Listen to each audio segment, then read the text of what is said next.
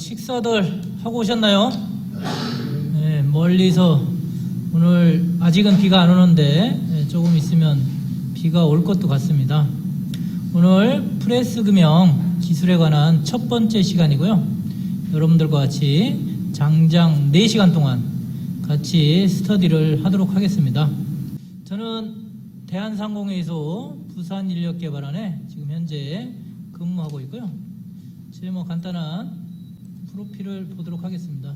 뒤에 송광실 교수님도 계신데 제가 송광실 교수님의 창원기능대학 제자입니다. 그리고 부경대학교 대학원을 졸업했고요.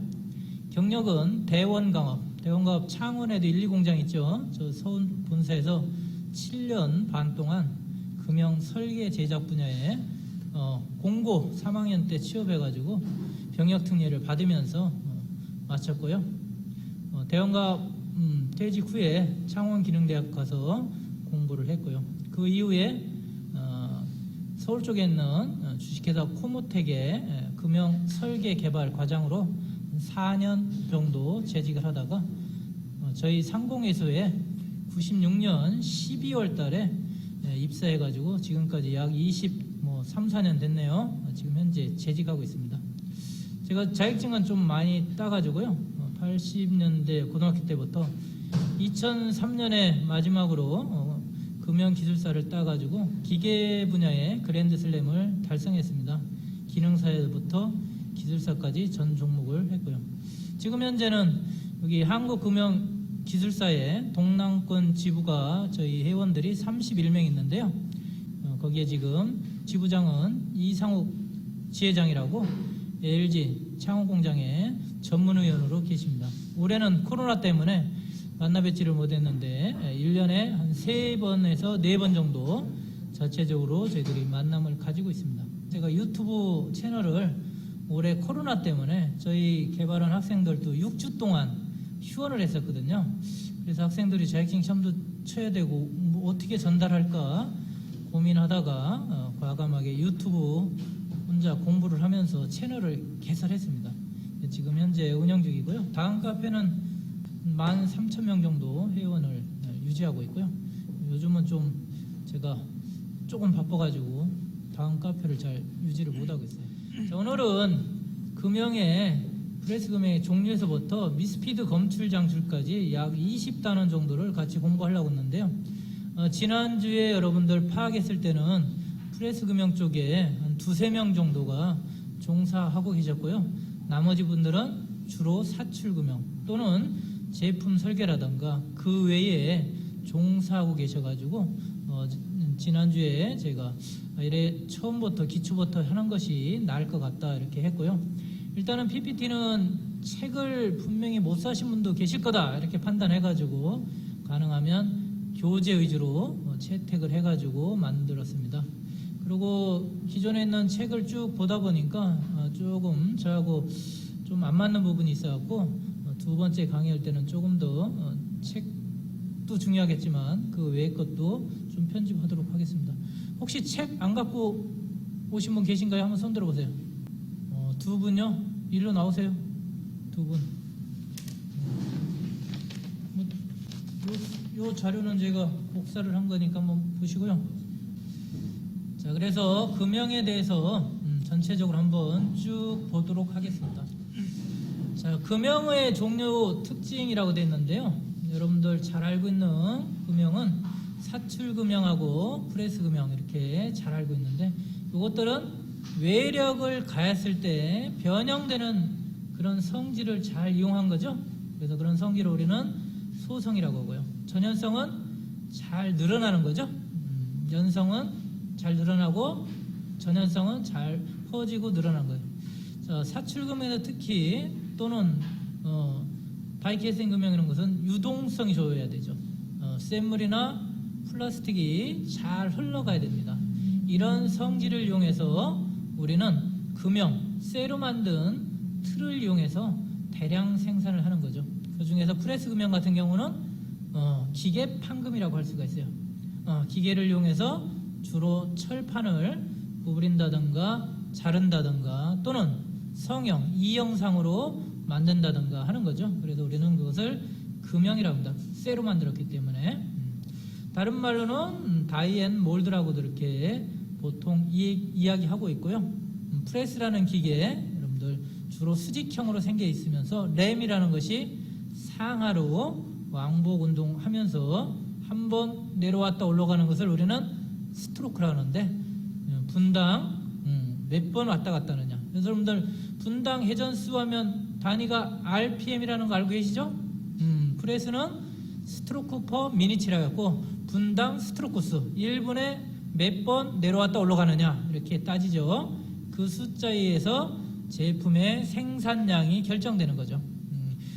보통 일반 프레스는 60 SPM 이렇게 보통 하는데요. 분이니까 60초죠. 1초에 하나씩 일렬 금형 같은 경우는 떨어진다고 보면 되겠습니다. 물론 2 캐비티, 3 캐비티로 해가지고 더 많은 양을 할 수도 있고요. 전자부품은 1500 SPM, 2000 SPM 이렇게 하게 되죠. 자, 금형 활용한 제품의 생산 특징 보게 되면 생산 제품들의 정밀도가 매우 높고요. 또 품질이 균일하고 또 호환성이 좋아서 조립하기도 아주 좋습니다. 그 다음에 제품 생산 시 금형을 이용하기 때문에 큰 숙련이 필요한 것은 아니고요. 물론 금형을 셋업할 때 우리는 그것을 금형 조정이라고 하는데요. 그런 때는 또 숙련공이 필요합니다. 자, 그 다음에 대량 생산할 수 있는 공구기 때문에 인건비를 줄여서 생산성을 높일 수가 있고요. 그 다음에 제품의 생산 시간을 단축시킬 수 있죠. 아까 말씀드렸듯이 60 SPM만 해도 1초에 하나씩 제품이 생산되는 거니까 우리가 금형 기술이 없었다면 자동차 산업이라든가 이런 것은 불가능했을 겁니다. 자, 제품 품질을 균일화, 표준화 이런 것들을 할 수 있고요. 원가를 줄일 수 있고요. 삼성 핸드폰 1년에 몇 개 생산하고 있습니까? 몇 개요? 1억 5천 개, 2억 개라고 생산하고요. 그러면 핸드폰 하나에 부품이 몇 개 들어가나요? 네, 요즘 나오는 스마트폰 그렇죠. 설령 저희들이 그냥 몇 개 들어가는지는 잘은 모르겠지만 100개만 들어간다고 해도 연산 2억 곱하기 100 해야 되니까 어마어마한 숫자죠. 그걸 아마 절삭가공, 머신센터나 이런 걸로 가공한다면 시간이 엄청 걸리겠죠. 물론 요즘 케이스는 알루미늄으로 고속가공기로 절삭도 하고 있겠지만 그 안에 들어가는 전자부품들은 무지하게 많이 걸릴 겁니다. 시간이. 자, 금형의 종류를 보면요, 크게 8개로 나눌 수가 있는데요. 주로 프레스 금형. 그래서 프레스 기계를 이용해서 철판을 뚫고 자르고 구부리고 드로잉이라고 해갖고 이렇게 판을 갖다가 원통형이라든가 각통형, 여러분들 초등학교 때 도시락 갖고 다녀봤죠? 그거 알루미늄으로 된 거, 그죠? 그런 것들을 생산하는 것이 드로잉인데 그런 것들. 자, 사출금형, 여러분들이 잘 알고 있는 플라스틱 소재를 가열해서 보통 230도 정도 가열하면 적당하게 녹습니다. 그것을 여러분들이 잘 알고 있는 사출금형 틀에다 집어넣고 인젝션, 강제로 가열해서 노즐 쪽으로 쏴서 나중에 냉각 고소화시켜서 형을 개방하게 되면 제품이 하나씩 떨어지는 거죠. 지금 여러분들이 보고 있는 모니터도 바로 사출금형으로 만드는 거죠. 모니터 케이스요. ABS 소재를 이용해서 하게 되는 거죠. 고분자 플라스틱에 대해서 여러분들 사출금형은 특히 사출 재료에 대해서도 여러분들이 많이 알아야 됩니다. 왜냐하면 각각의 특성이 있거든요. 주로 수축률에 관련된 것들이 많이 돼서 수축률을 고려해서 여러분들은 금형을 설계해야 되겠죠. 자, 세 번째는 다이캐스팅 금형. 금형 원리는 비슷하고요. 사출금형과 플라스틱 대신에 알루미늄을 용융시켜서 찍어내는 거죠. 알루미늄은 여러분들이 알고 있다시피 용융점이 몇 도예요? 한 660도 되죠. 그러니까 한 700도로 가열하면 완전히 알루미늄 물이 되겠죠. 그걸 갖고 여러분들 금형에다 주입해가지고 냉각시킨 다음에 빼내면 되겠죠. 그래서 사출금형보다는 훨씬 고온에서 작업되기 때문에 이럴 경우에는 금형의 냉각이라든가, 물론 사출금형에서도 쿨링 시스템, 금형의 냉각이 아주 중요한 겁니다. 금형을 빨리 냉각시키면 제품이 빨리 냉각되면 사이클 타임이 줄어들겠죠. 그러면 생산 속도가 나는 건데요. 물론 너무 빨리 하면 불량 날 수도 있으니까 그런 것들을 주로 해야 되죠. 그래서 이런 비철금속, 알루미늄이라든가 아연, 구리, 마그네슘 등을 재료를 이용해서 하게 되고요. 자동차 부품에서부터 여러 가지들을 할 수가 있습니다. 자, 네 번째는 단조금형. 여러분들 골프 한 번씩 다 쳐봤을 텐데 주로 아이언 선전할 때 뭐라고 해요? 포지드 하지 않아요, 그죠? 단조로 만든 아이언 채다 이렇게 해요. 만드는 방법은 센 물을 녹여서 주조로 하는 방법도 있고, 아무 소리 안 하는 것은 주조로 만들었다는 얘기예요. 근데 단조로 만드는 것은 포지드라고 하게 되는데요. 단조는 열간 단조, 냉간 단조로 할 수 있고요. 열간, 냉간의 구별은 여러분들 각 금속의 재결정 온도가 다릅니다. 재결정 온도, 예를 들면 쇠를 가공을 한다든가 하면 결정이 달라지거든요. 그러면 가공경화라는 게 생겨요.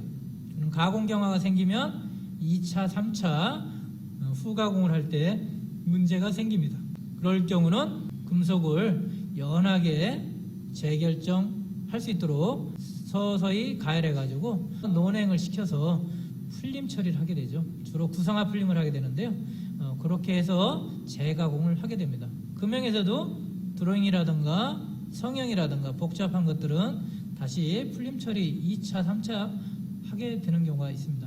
그래서 재결정 온도의 이상으로 하면 열강 가공, 재결정 온도보다 낮게 하게 되면 냉각 가공이 되겠습니다. 이런 것들은 기본적으로 알고 있어야 될 내용입니다.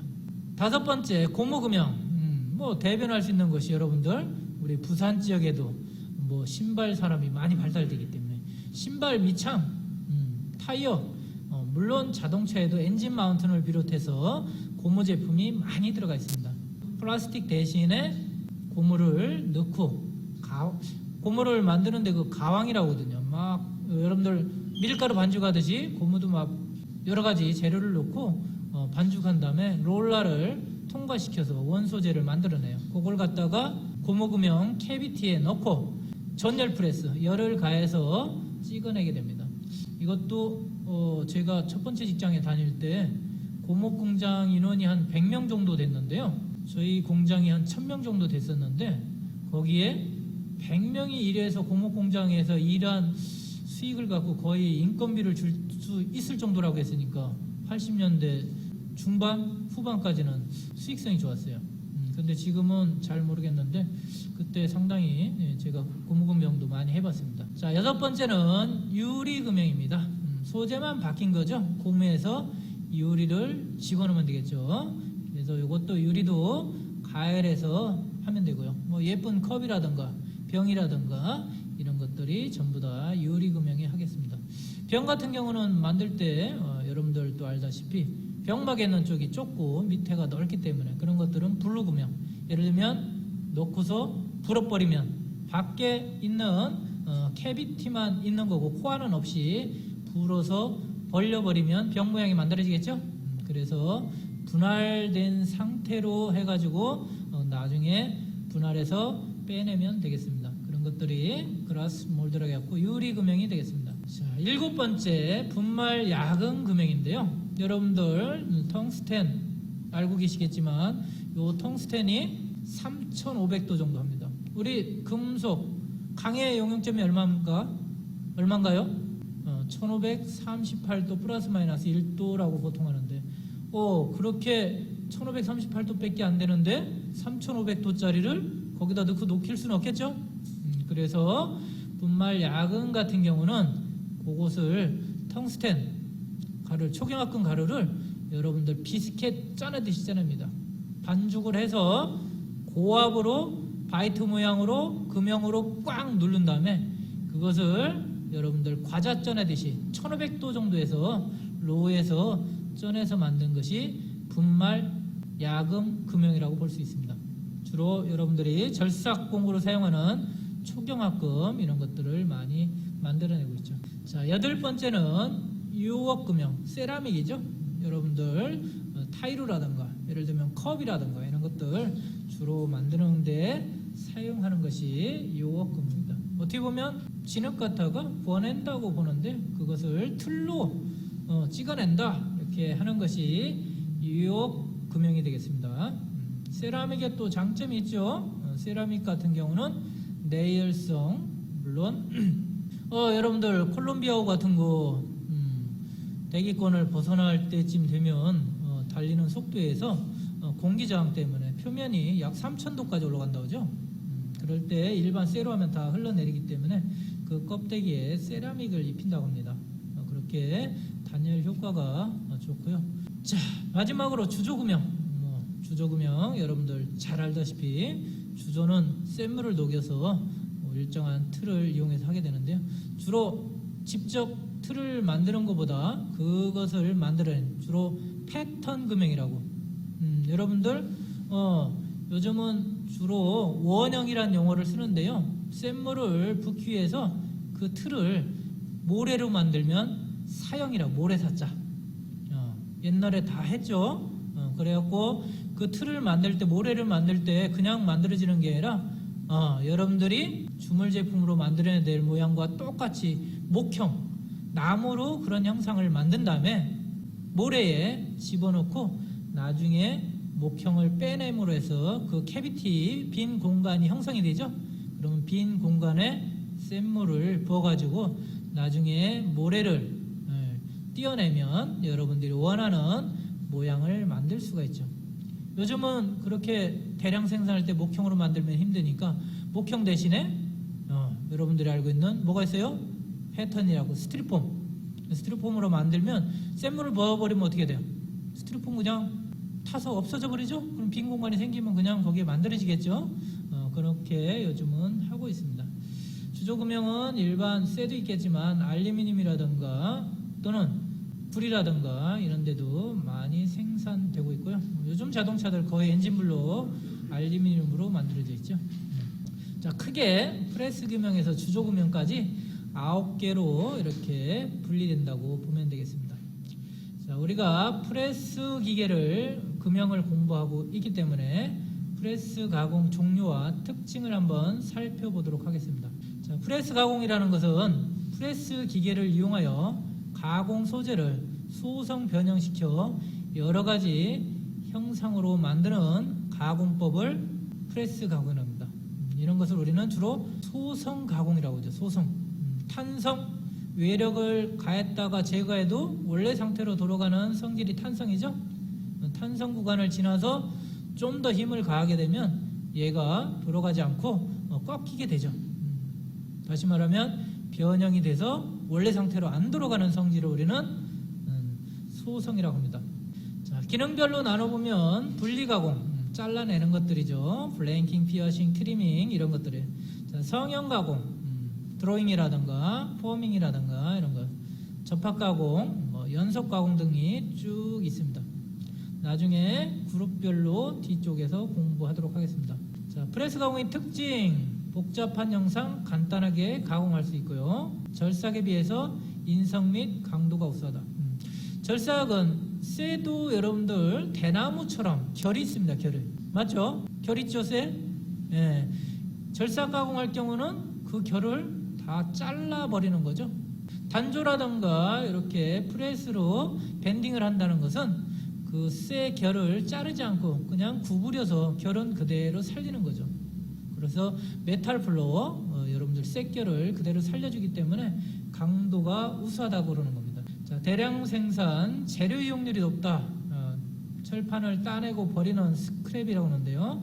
많이 안 나오게 해야 되는데 보통 8, 90%는 제품으로 나가고 1, 20%는 스크랩으로 나간다고 보면 되겠습니다. 자, 숙련을 크게 요하지 않아 가지고요. 외국인 노동자들이 요즘 많이 한다든가 또는 요즘은 스마트 팩토리 해가지고 여러분들 로봇을 달아가지고 요즘 많이 하고 있죠. 자, 본격적으로 프레스 가공의 종류를 한번 보도록 하겠습니다. 주로 자르는 전단 가공. 전단 가공 피어싱이라고 되어 있는데요. 이 피어싱은 아주 중요한 건데요. 피어싱이라는 것은 여러분들이 가공한 제품에 구멍을 이용하는 거예요. 구멍. 여기 제품이 있으면 여기 사각 구멍도 있고 원형 구멍도 홀이 있는데 요 구멍을 뚫는 작업을 우리는 피어싱이라고 합니다. 피어싱. 뚫려져서 밑으로 내려온 것은 우리는 스크랩. 이것은 버리는 겁니다. 다시 말하면 이런 철판에서 이용률은 요거고 버리는 것이 스크랩이 되는 거죠. 자, 피어싱. 요거 구멍을 뚫으려면 피어싱은 펀치가 치수를 결정합니다. 펀치가 설계할 때 아주 중요하죠. 자, 두 번째는 블랭킹입니다. 블랭킹. 자, 블랭킹은 앞에서 설명한 피어싱과 반대입니다. 이런 원 소재가 있으면 이렇게 생긴 제품을 생산하고 싶다 그러면 빵 따리면 요것이 제품으로, 아까의 스크랩에 해당되는 것이 제품이 되는 거고, 반대로 요 밖에 있는 것은 버리는 거죠. 자, 요것의 결정은 치수가 뭘로 될까요? 그렇죠. 다이 치수가 결정이 되는 거예요. 다이가 100mm다 그러면 이 제품이 100mm로 나오는 거예요. 다시 말하면 다이가 100mm면 펀치는 뒤쪽에 배우겠지만 클리어런스라는 게 있어요. 펀치와 다이의 틈새, 편측의 틈새를 클리어런스라고 하는데 그 클리어런스 값만치 펀치를 줄여서 가공해야 돼요. 반대로 피어싱 같은 경우는 펀치가 100mm다 그러면 100mm로 제품이 구멍이 뚫릴 건데요. 반대로 다이를 클리어런스만치 키워서 설계를 해야 되는 거죠. 그게 아주 중요한 겁니다. 뒤쪽에서 얘기하겠지만 피어싱은 또 구멍을 빵 뚫면 펀치가 여기 사각 가운데 사각 구멍이라 생각 들어가면서 들어갔다 나오니까 버가 여기 펀치가 누를 때 여기가 어떻게 되겠어요? 여기가 죽어요. 다이롤이 돼갖고 살짝 죽고 밑으로 내려가는 데가 버라고 해갖고 쇠 거스름이가 밑에가 남습니다. 반대로 블랭킹 같은 경우는 이 다이를 통과해야 되니까 밑에 부분이 어떻게 됐어요? 살짝 죽겠죠. 그리고 펀치와 다이 사이 갭 사이로 위로 버가 위로 튀어올라요. 그러니까 제품 설계하시는 분도 계시지만 제품 설계할 때 프레스 금형에 대해서 모르면 안 되는 거예요. 이 버가 위로 갈지 아래로 갈지를 잘 고민해 갖고 그거에 따라서 금형 구조가 달라지는 겁니다. 제가 경험했던데 두 번째 직장에서 에어백을 개발하는데 버가 그 백에 전개되는 쪽으로 튀어나와 가지고 통째로 금형을 갖다 버렸어요. 모기업에서 발주 준 사람이 스카이를 나왔는데 석사까지 했는데 3년차 되니까 과장을 달았죠. 스카이 나오면 옛날에는 대학원 2년 쳐줍니다. 2년 대리 막 이렇게 쳐줘요. 좋은 데는. 그래가지고 3년차인가 4년차 과장 달았는데도 이 개념을 몰라가지고 금형을 통째로 갖다 버렸어요. 2천만 원짜리 금형 90년대 초반에. 자, 세 번째 파팅.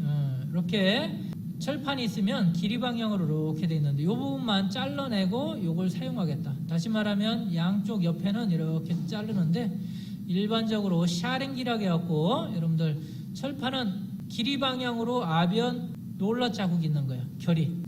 그러면 38, 48 저쪽 샤링집에 가면 38 10장 갖다 주세요. 1.2T 38 10장 뭐 1.2T 48 갖다 주세요. 그러죠? 48이 뭐예요?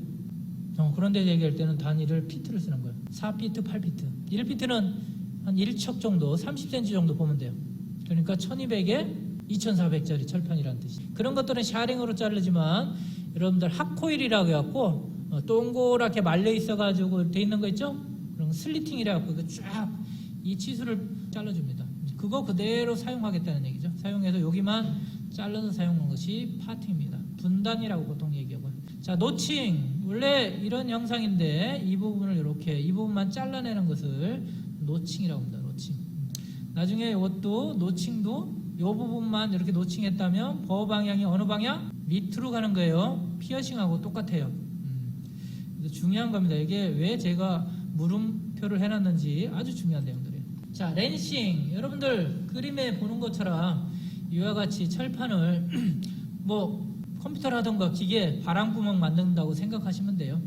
이렇게 하는 것이 렌싱입니다. 자, 여섯 번째 트리밍. 트리밍 같은 경우는 주로 드로잉 후에 이런 것이 이제 드로잉이죠. 드로잉 하게 되면 드로잉 하기 전에 철판을 미리 블랭크 크기를 결정해 갖고요. 한다 하더라도 이 살이 정확하게 일정하게 남지가 않습니다. 이렇게 빨려 들어가는 양에 따라서 모양에 따라서. 그래서 이 부분을 나중에 이 부분만 잘라내서 작업하는 것을 우리는 트리밍이라고 합니다. 그래서 여기 첫 번째 것은 우리는 각통 드리링, 사각형으로 되어 있으니까 각통.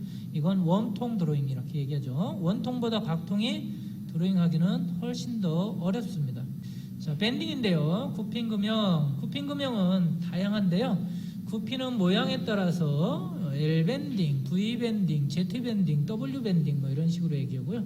여기서 동그랗게 말아주는 컬링, 이것도 주로 밴딩에 해당됩니다. 밴딩에서는 제일 중요한 게 뭘까요?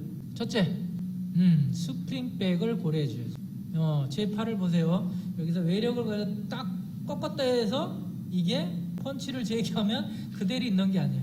벌어진다던가 안으로 들어온단 말이죠. 그것은 재료에 따라서 또는 다이 어깨 폭이라든가 이런 거에 따라서 또는 두께에 따라서 또는 속도에 따라서 여러 가지 변형 인자들이 있죠. 그러면 우리 회사에서는 SCP-1을 많이 사용한다. 몇 T짜리는 얼마가 된다. 그것은 여러분들이 경험치에 의해서 노하우를 만들어내야 됩니다. 여기 설계하시는 분도 계시니까 설계하면 반드시 트라이아드 할 때 현장에 가봐야 됩니다. 다이어리 들고 졸졸졸 따라가서 그 결과값들을 꼼꼼히 여러분들 다이어리에 옮겨 적어서 나중에 여러분들 설계에 꼭 반영해 주기 바랍니다. 자, 이게 V 밴딩입니다. V자 모양으로 되어 있죠. 이게 U 밴딩 이렇게 되어 있습니다. 그 다음에 해밍, 철판을 접어서 이렇게 끼고 하는 것을 해밍. 컬링, 말아주는 거죠. 우리 여성분들 머리 말 때 컬이라고 그러죠. 컬, 그렇죠. 주로 여러분들 등산용 컵이라든가 이런 데 보면 이렇게 돼 있고요. 경첩 같은 거 여러분들 그런 데 보면 이렇게 말려서 두 개 결합돼 있죠. 그런 것들을 컬링이라고 합니다. 그 다음에 이번에는 아까 컬링도 성형 그룹인데요.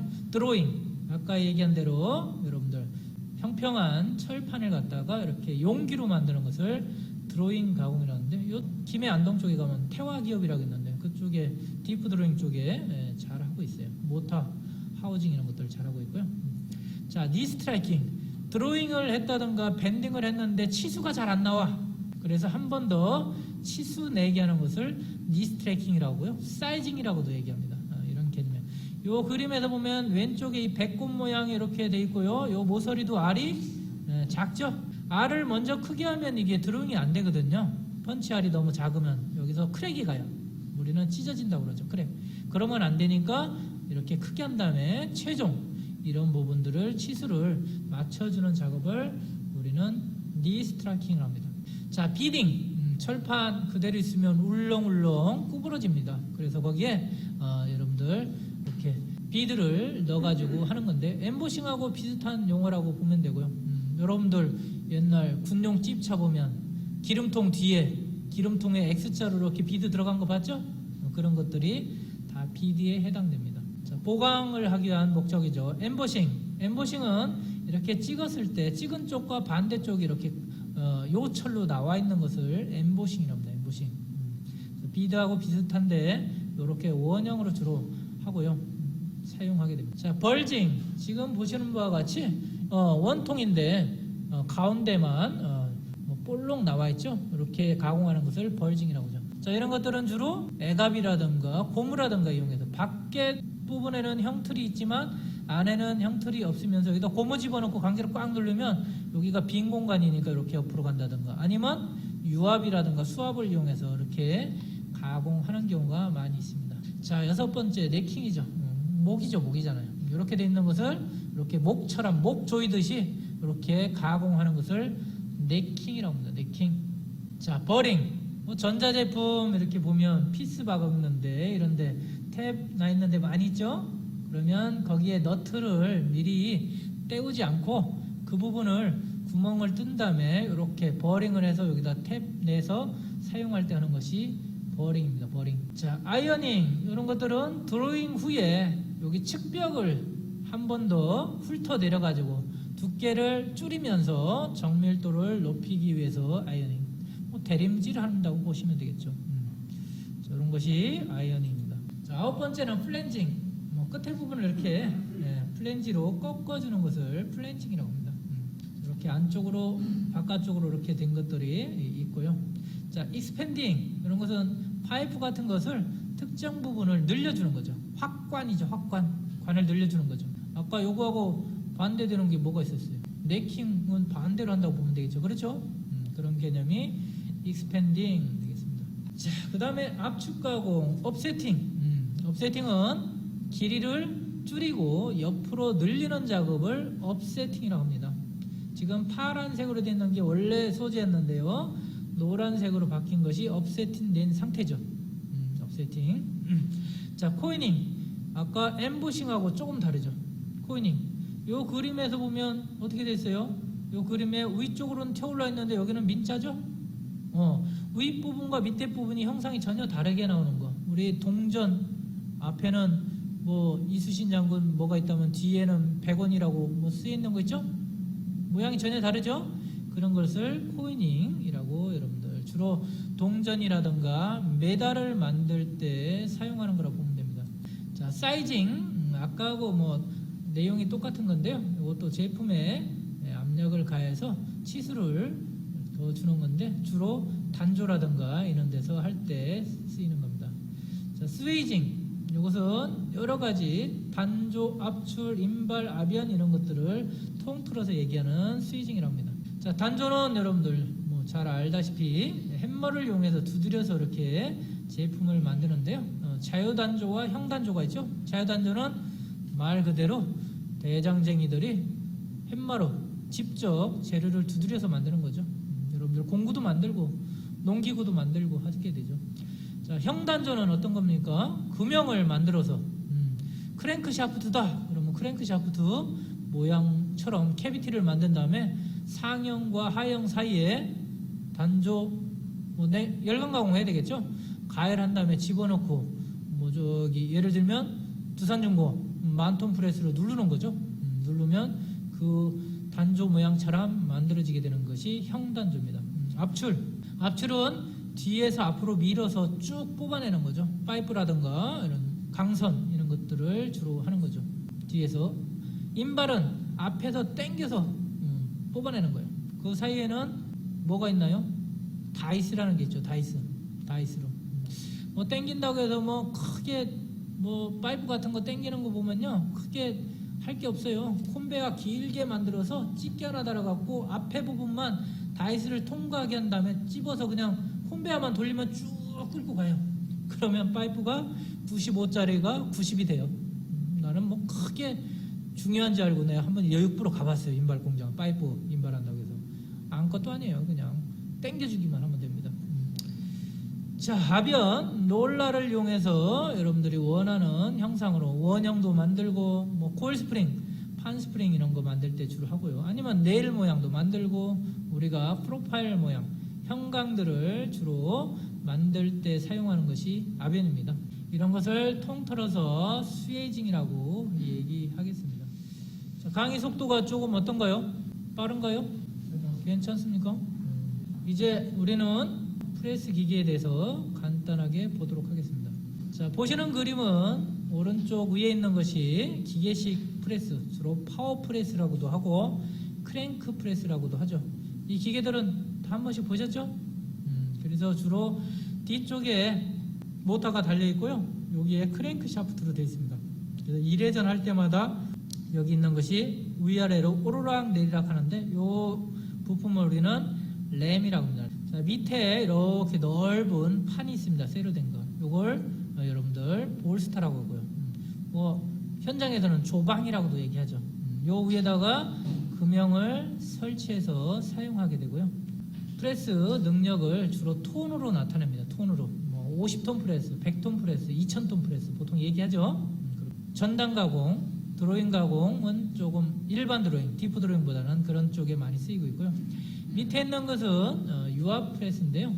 이것은 아까 모터로 직접 크랭크 샤프트를 돌리는 게 아니라 이것은 공압과 유압을 이용해서 실린더로 밑으로 내릴 때는 유압으로 꾹 누르고요. 올릴 때는 공압으로 주로 올리는데요. 유압은 압축이 되나요? 안 되나요? 안 돼요. 그래서 그런 성질을 이용한 거예요. 공기는 압축이 되죠? 쉽게 해서 여러분들 공 깔고 앉으면 찌그러지잖아요. 예를 들면. 그래서 공압은 그런데 일정한 힘으로 발휘하는 데는 못 쓰는 거죠. 대신에 속도는 빨라요, 공합이. 그렇죠? 그래서 밑으로 내릴 때는 유압으로 꾹 눌러서 형상을 얻어내고요. 위로 올릴 때는 공합으로 빨리 올려서 하게 됩니다. 올릴 때는 일을 하는 게 아니라 급속 행정으로 귀환해버려야 되겠죠. 기계식, 유압식 쭉 있는데 이런 것들은 여러분들 한번 쭉 보기 바라고요. 개념은 기계식은 좀 빨리 할 수 있는 거고, 유압식은 느리게 하면서 디프 드로잉. 디프 드로잉이라는 것은 드로잉 직경보다 높이가 더 높으면 그것을 디프 드로잉, 깊은 드로잉이라고 이렇게 하는 겁니다. 상당히 기술을 요하는 작업이 필요합니다. 자, 인력 프레스, 손으로 이렇게 하는 거죠. 옛날에 뭐 일본 말인지 뭔지 액기생이라고 해서 그렇게 구멍도 뚫고 구부러져 있는 거 피기도 하고 그랬던 것이 인력 프레스입니다. 그 다음에 기계 프레스, 아까 얘기한 대로 크랭크 프레스, 엑센트릭 프레스 이런 것들이 있고요. 주로 동력을 모터를 이용해서 하게 됩니다. 자, 토글 프레스, 크랭크 회전 운동이 많은 링크 장치를 이용해서 하는데요. 이런 것은 링크 프레스라고도 하면서요.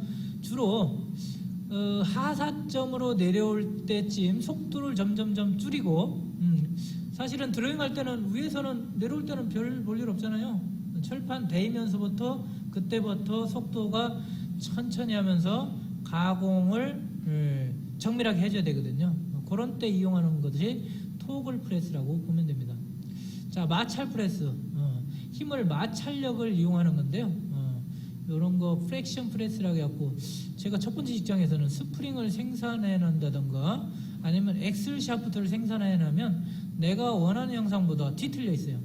그것을 평평하게 핀다던가 할 때 마찰 프레스를 많이 썼는데요. 위에 원판이 있어갖고 회전을 돌려주면 원판이 안쪽으로 가느냐 바깥쪽으로 가느냐에 따라서 이것이 힘이 달라져요. 그리고 손으로 살살살 하게 되면 이게 램이 상하로 자유롭게, 그래서 프리액션 프레스라고 자기가 손으로 힘 조절을 할 수가 있어요. 그렇게 많이 사용했었는데 요즘은 사용하나 모르겠어요. 자, 너클 프레스, 플라이휠이 회전 운동을 크랭크 기구에서 직선 운동으로 바꾸고 이걸 너클 기구로 이용해서 하는 건데, 이런 것들은 코닝 등의 압축 가공, 냉간 단조 가공, 다시 말하면 아까 하사점에서 큰 힘을 발휘할 때 주로 사용한다고 보시면 됩니다. 에가 프레스, 아까 유압 프레스, 수압 프레스가 있고요. 특징은 작동 행정을 임의로 조정할 수가 있습니다. 앞에서 얘기한 크랭크 프레스는 이미 크랭크의 편심량에 따라서 이 램의 스트로크는 일정하죠. 그렇죠. 그런데 유압 프레스는 안 그렇습니다. 자유자재로 할 수가 있고요. 자, 큰 용량의 가공이 가능하다. 유압이 힘이 세거든요. 그 다음에 과부의 발생이 거의 생기지 않는다. 이런 장점을 갖고 있어요. 앞에서 얘기한 그 크랭크 프레스는 철판 잘못해서 2장 들어가서 밑에 깔려 있으면 그거 못 넘겨가지고 나중에 크랭크 위에 뜯고 옛날에 막 그런 경우가 있어요. 그래서 그런 것들이 있는데 유압은 그럴 필요가 없죠. 반대로 올려버리면 되니까요. 자, 프레스 능력을 우리는 하중을 능력이라고 하는데요. 프레스 가공에서 크랭크 축, 램, 본체 등이 안전하게 견딜 수 있는 최대 하중을 톤으로 표시한다. 자, 토크 능력, 하중 능력이 발생 가능한 위치를 하사점으로부터 떨어진 거리로 나타난 프레스 작업할 때 최대 하중이 토크 능력 이내에 있도록 금형을 설치하는 것이 좋다. 예를 들면 100톤 프레스다 그러면 우리가 뒤에서 배우겠지만 타발 힘을 구할 때 100톤 딱 구했더니 100톤 프레스 쓰는 게 아니죠. 그러면 기계 금방 망가지거든요. 보통 능력이 한 70%, 그러면 우리가 역으로 타발 압력을 구한 다음에 거기다 1.3 정도 곱하면 100톤짜리다 그러면 프레스는 130톤 이상, 이렇게 안전하게 하려면 150톤 이렇게 여러분들이 하면 됩니다. 자, 일의 능력, 이런 것은 일의 가공에 사용할 수 있는 최대 일의 양을 말하는 것으로 디프 드로잉 경우에는 프레스 능력 검토에 이용된다는, 이런 건 뭐 크게 몰라도 큰 문제는 없어요. 자, 다이하이트 샤트 높이에 되어 있는데 이거 뒤쪽에서 나오는데, 다이하이트라는 것은 금형이 최종 우리 면압돼서 최종 작업했을 때 위치, 그것을 다이하이트라고 합니다. 그것은 프레스에 네임플레이트를 달 때 반드시 거기다 기록을 해놔요. 그래야 프레스 조정, 프레스 셋업 할 때 그 작업자가 요거 다이하이트가 얼마니까 램을 얼마에 맞춰야 되겠다 이렇게 알거든요. 물론 리그라인딩 치게 되면 뭐 펀치, 특히 다이가 마모돼서 버가 많이 발생되면 다이를 재연삭해야 되겠죠. 리그라인딩 하면 0.12mm 차이가 나겠지만 그 차이는 뭐 크게 문제가 없으니까 거기에 다이 높이를 반드시 네임플레이트에, 뭐 예를 들면 뭐 HMC 현대자동차에 납품한다 그러면 거기에 차종 들어갈 거고 언제 뭐 갖고 뭐 분명히 들어가 있겠죠. 거기에도 다이 하이트가 반드시 기록이 되어야 됩니다. 그 다음에 셔틀 높이. 셔틀 높이라는 것은 아까 앞에서 볼스타라고 했는데 볼스타 높이가 아니라 볼스타를 빼버린 볼스타 하면이죠. 어떻게 보면 거기서부터 램을 가장 위로 올렸을 때 거기까지 거리를 셔틀 높이라고 하는데, 이 셔틀 높이는 크게 우리 뭐 작업할 때는 아무 의미가 없어요 사실은. 그런데 이런 책들은 이게 써놨더라고요. 자, 램 조절량. 크랭크 샤프트가 있지만 램은 크랭크 편심량에 따라서 일정하게는 움직이지만 이것을 위로 밑으로 양을 조절할 수는 있어요. 그것을 바로 램 조절량. 보통 램 어저스트라고 얘기하는데요. 램 위에 보면 회전 나사가 있어요. 그것을 돌려서 이렇게, 옛날 프레스는 돌려서 했는데 요즘은 버튼을 누르면 거기 숫자가 있습니다. 누를 때마다 업 다운 버튼이 있어가지고 고양을 할 수가 있죠. 그것을 램 조절량이라고 합니다. 자, 아까 얘기한 스트로크 수 SPM 행정수라고 하죠. 램이 1분 동안에 상하로 움직일 수 있는 횟수, 이것을 한 번 움직이는 것을 완 스트로크라고 합니다. 그래서 크랭크 축의 매분 회전수를 나타내는 것인데, 보통 소형 프레스는 30에서 80 SPM, 대형은 10에서 30 SPM 이렇게. 물론 전자부품은 1500, 2000 SPM도 합니다. 그래서 SPM이 스트로크 퍼 미니츠예요. 분당 스트로크 수. 이 용어를 여러분들이 알고 있어야 됩니다. 아까 파워프레스를 옆에서 C형처럼 본 겁니다. 작업자는 이 왼쪽에 이렇게 바라봐야 되는데 우리는 옆에서 바라봤어요. 요 위에 있는 철판 큰 거 올라가 있는 것이 볼스터예요. 볼스터. 현장에서는 조방이라는 용어를 써요. 여기는 T홈이 파져 있죠. T홈. 금형을 설치하려면 여러분들이 클램프가 들어갈 수 있게 T홈이 파져 있죠.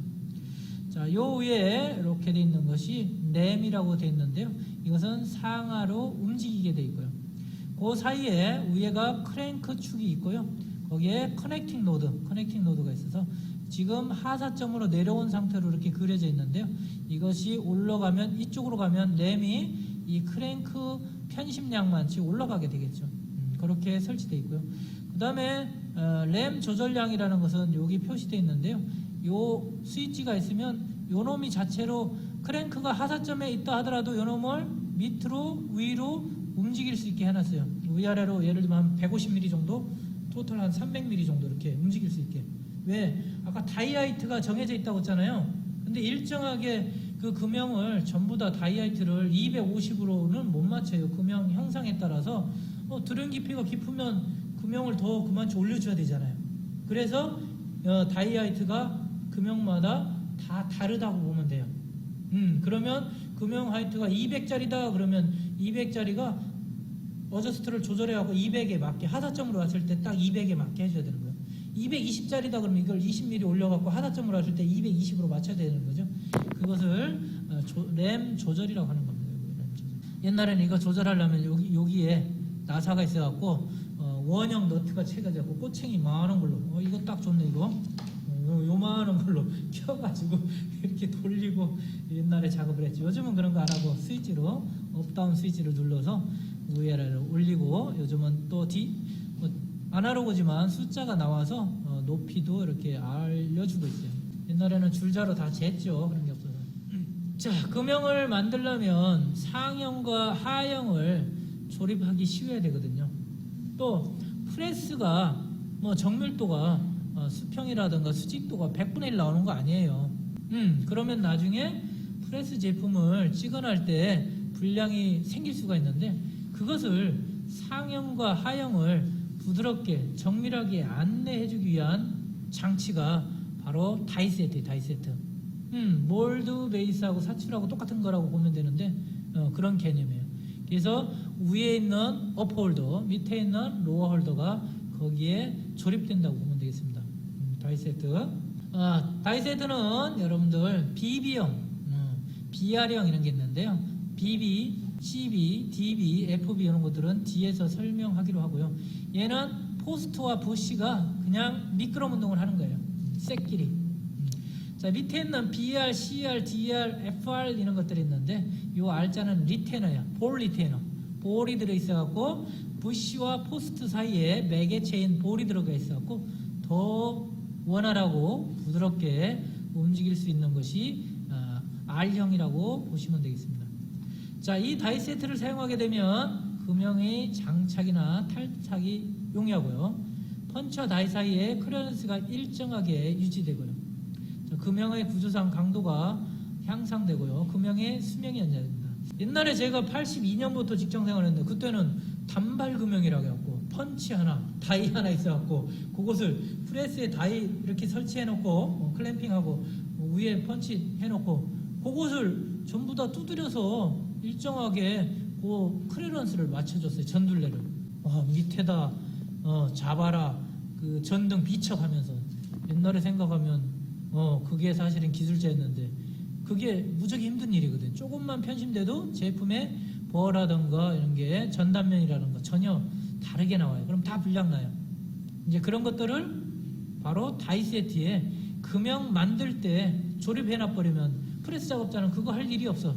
그냥 다이 세트만 올려놓고 상형 하형만 클램핑 해버리면 위아래가 딱 맞게 되는 거죠. 그렇게 발달이 된 거죠. 자, A형 다이 세트라는 것은 요 가이드 포스트와 부시가 없는 건데 대개 A형 다이 세트라는 용어를 쓰지들 않아요. 그냥 철판 위 아래만 있다고 보면 돼요. 어퍼 홀더, 로어 홀더. 자, A형은 무시하면 됩니다. BB형 백 포스트 타입 다이 세트인데 이 포스트가 뒤쪽에 있는 거예요. 자, 이렇게 철판이 다이 세트 로어 플레이트가 있는데 뒤쪽에 있죠? 우리는 사실 이쪽에 이렇게 돼 있는데 작업자는 이쪽에 있다고 보시면 돼요. 이쪽에. 그래서 뒤쪽에 포스트가 세워져 있는 것을 백포스트, 우리는 약칭을 해서 BB 타입이라고 합니다. BB. 자, CB 타입 여기 있는 거죠. 어떻게 돼 있어요? 포스트가 철판의 가운데 있죠. 센터에. 그렇죠? 그래서 센터 포스트 타입이라고 합니다. 그래서 금형을 어떻게 설치하느냐, 또는 금형, 우리는 단순한 금형만 생각하는데 제품을 나중에 빼가지고 연속 작업을 해야 된다. 주로 트랜스퍼 금형에서 그런 걸 많이 하는데요. 여기에 로봇이 움직인다든가 여러 가지를 고려를 해줘야 됩니다. 정밀도도 생각하고. 그래서 그때 다이 세트를 BB형을 쓰느냐, CB형 또는 DB형. DB형은 여기 대각선으로 포스트가 되어 있는 겁니다. 포스트. 이렇게 밑에 되어 있는데 대각선으로 포스트를 설치해 놓은 것이 DB형. 다이고널 포스트 타입 다이 세트라고 해갖고 이렇게 되어 있고요. 근데 그렇게 많이는 안 쓰고요. 그 다음에 FB형. 포스트가 몇 개요? 하나, 둘, 셋, 네 개죠? 자, 포스트가 네 개로 되어 있다고 해서 포포스트 타입 다이 세트예요. 이런 것들은 주로 포밍을 한다든가 옆으로 펀치라든가 다이가 밀릴 확률이 막 이런 것들이 있거든요. 그런 것들은 이렇게 포스트가 4개로 설치되어 있는 걸 씁니다. 자, 그런데 금형 분해 조립할 때는 좀 빡셉니다. 이게 자 끼어가지고. 자, 요 지금 보고 있는 그림들이 볼 리테너 타입. 여기에 보면 여러분들 잘 보일지 모르겠는데 노란색으로 돼 있죠? 앞으로 가볼까요? 여기 요것이. 자, 일반 스틸 다이 세트에 보면 여기에 포스트가 있고 나머지 아무것도 없는데 이것은 포스트와 부시가 그냥 미끄럼 운동하게 돼 있고요. 이것은 SM45C에다가 밀링 가공하고 그 다음에 연삭을 쳐가지고 이렇게 만듭니다. 다이 세트만 만들어서 파는 회사들이 많이 있죠. 여기 부산 쪽에도 영등포 특수광을 비롯해서 무슨 금기, 한국 금기 이런 데서 많이 만들어서 팔고 있죠. 자, 요게 그렇게 돼 있고요. 주로 이런 데는 옆에다가 이런 홀드를 하나 뚫어놨죠. 여기 뭐예요? 여기에 탭이 쳐져 있어요. 금형을 분해 조립할 때 호이스트를 이용해야 되겠죠. 여기 아이볼트라고 했고 이렇게 여러분들 무거운 물체를 들어올릴 때 쓰이는 볼트 있죠? I 볼트를 껴가지고 들어올릴 수 있도록 해놨습니다. 근데 이거 주의할 때 작업자들이 혹시 현장에 가시면 금형 작업자들이 귀찮다고 I 볼트 안 끼고 렌치 낀다던가 일반 볼트 끼지도 않고 작은 거 여기가 M20짜리가 있으면 M18짜리나 M16짜리 그냥 쑥 껴놓고서 호이스로 드는 경우가 있거든요. 그건 절대 안 됩니다. 제가 안전사고 나는 걸 봤어요. 렌치 그냥 껴놓고도 그냥 약간만 옮기면 될 거다 이렇게 생각하고 꼈다가 확 빠져가지고 금형 때문에 안전사고 난 거예요. 그래서 반드시 아이볼트를 끼워야 됩니다. 자, 이것은 추철 다이 세트입니다. 여기 SM45C로 가공한 게 아니라 추철로 주물을 버가지고 이렇게 만들어서 쓰고 있고요. 자, 이런 것들은 주로 여기 가공할 때 애로사항이 있습니다. 이 포스트가 달려 있어가지고 애로사항이 있어요. 그래서 주로 간단한 금형에 많이 쓰고 있고요. 이것은 주로 다이 세트 만드는 데는 요즘은 여기 하울더 쪽에 스크랩이 빠져나가게 이렇게 파야 되는 경우가 많거든요. 금형 다이를 조립해야 될 게 많거든요. 아예 다이 세트 집에 도면을 뿌려가지고 그것까지 가공해오라고 합니다. 안 그러면 포스트가 장착 안 된 상태로 들어와가지고 나중에 여기 볼트로 조입하는 타입을 쓴다던가 이렇게 하는 경우가 있는데 사실은 전자에 얘기한 것처럼 아예 다이 세트 집에서 가공해오라는 게 훨씬 편해요. 그래서 우리는 위쪽에만 해서 하는 경우가 많습니다. 자, 구조는 이렇게 되어 있습니다. 여러분들 보시면 여기 밑에 로어 홀더, 오퍼 홀더가 있고요. 여기에 포스트가 두 개, 백후스 타입이네요. 포스트가 있고요. 이것은 당연히 열처리 돼가지고 아주 연삭으로 정밀하게 가공된 거예요. 자, 그 다음에 부시는 여기 상앙 홀더에 이렇게 압입돼가지고 여러분들 억지 끼워 맞추면 돼 있죠. 안 빠지죠. 여러분들 도해로 보여주기 위해서 빼놓은 건데 여기에 고정돼 있습니다. 물론 압입돼 있는 것도 있고 좀 더 구멍을 크게 해서 대부 코너로 작업되어 있는 것도 있어요. 이게 있어갖고 이 안에서 슬라이딩이 되고요. 폴더 위에는 조그만 프레스 같은 경우는 이런 샹크, 이렇게 샹크가 달려있는 것도 있죠. 이 밑에는 클램핑 하지만 조그만 프레스들은 위에는 램 앞에 볼트가 하나 있어요. 볼트를 꽉 조여서. 램 밑에는 당연히 구멍이 뚫려 있죠. 그 구멍 뚫려 있는 데다가 금형을 위치를 잘 시켜가지고 프레스를 꽉 밑에까지 우리 면압을 시킨 다음에 볼팅을 해가지고 쓸 때 사용한 것이 샹크입니다. 스트레트로 되어 있는 것도 있고 이렇게 역사다리꼴로 되어 있는 것도 역사다리꼴로 쓰이는 것들 가장 많이 쓰입니다. 오른쪽에 있는 것은 이거에다가 여기에 아까 얘기한 대로 볼 리테이너만 더 들어가 있는 거예요. 그러면 부시 내경이 여기하고 직접 닿는 게 아니라 중간 매개체에 볼 리테이너가 되어 있고요. 이게 더 훨씬 더 정밀하고 금형 분해 조립할 때 훨씬 더 유리합니다. 이거 잘못하면 나중에 프레스 작업자들 관리 잘 안 하면 여기 눌러붙어요. 잘못하면. 그래서 반드시 작업 끝나고 이렇게 할 때는 기름 발라서 보관할 수 있도록 해야 됩니다. 꼭 작업하기 전에는 상사점을 올려서 윤활유를 꼭 주어가지고 관리를 해줘야 됩니다. 이것은 뭐 크게 그렇게 관리 안 해도 볼로 여기 스틸볼이 들어가 있어요. 자, 다이 선택 시 고려사항 됐는데 다이 구조, 가공 소재, 사용 프레스, 작업 조건에 따라서 여러 가지 있는데 다이 구조는 틈새, 클리어런스라고 하죠. 이 책에서는 틈새라고 했는데 현장에 가면 틈새라는 용어를 한 명도 안 씁니다. 클리어런스라고 그냥 영어 그대로 쓰시면 됩니다. 시어각 등의 나래의 형상, 시어각이라는 것은 일반 철판을 타발할 때 우리 프레스 능력은 100톤밖에 안 되는데 계산해 봤더니 90톤이야 타발 압력이. 그럼 100톤 프레스 쓰면 안 되잖아요. 그런데 일은 바빠. 당장 외주 칠 데도 없어. 그러면 펀치나 다이에다가 날이 잘 타고 들어가라고 테이프를 좀 줘요. 테이프를. 그걸 시어각이라고 해요. 그런 것을 뭐 너무 많이 주면 안 되고요. 제품 두께의 2분의 1이라든가 3분의 1 정도 주게 되고요. 또 이것을 블랭킹 금형으로 쓸 거냐 피어싱 금형을 쓸 거냐에 따라 달라져요. 피어싱 같은 경우는 펀치에다가 시어각을 주면 돼요. 블랭킹 같은 경우는 어디다? 다이에다가 시어각을 줘요. 생각을 해보세요. 꽉 누르는데 블랭킹 제품이다 그러면 여기가 구부러져 가게 돼 있다 이렇게 그러면 여기 제품이 그 모양대로 찍혀가지고 밑에 떨어지잖아요. 그러니까 불량이잖아요. 그러니까 다이에다 줘버리면 얘 결국은 펀치 평평한 놈을 물고 내려가니까 블랭크가 떨어지는 게 평평하게 나온단 말이죠. 그런 것들을 봐야 됩니다. 자, 보호 방향. 아까부터 강조했는데 보호 방향이 아주 중요한 겁니다. 특히 제품 설계하는 사람들 버를 어느 쪽으로 보낼 거냐.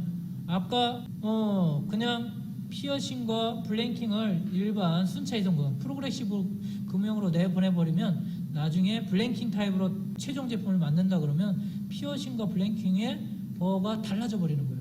제품이 피어싱 된 것은 금형 그대로 밑에 쪽에 존재할 거고 블랭킹 된 최종 제품은 바깥 테두리는 위로 올 거란 말이죠. 그런데 제품 특성상 보호 방향이 일정해야 된다. 다 밑으로 내려야 된다. 피어싱 홀의 구멍 위치도 밑으로 해야 되고 바깥 테두리도 밑으로 해야 된다 그러면 블랭킹으로 마지막에 제품을 따면 안 되죠? 뭘 해야 돼 그러면? 아까 얘기해줬죠. 보호 방향 밑으로 하면 피어싱 말고 또 뭐 있다고 써요? 노칭. 밖에 노칭으로 때려버리면 버가 밑으로 내려오잖아요. 그렇죠? 그러면 금형 구조가 달라지는 거예요. 쉽게 얘기해서.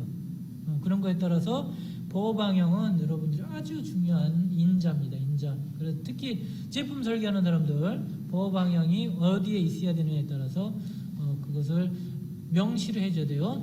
프레스 금형 제품도의 보호 방향을 반드시 명시를 해줘야 돼요. 그 명시를 안 해주면 나중에 금형 만드는 회사에서 똘똘한 사람 같으면 연락이 와서 김 대리님 이거 제품도에 보호 방향이 없는데 보호 방향 무시해도 됩니까? 어느 쪽으로 해야 됩니까? 이렇게 물어봐야 돼요.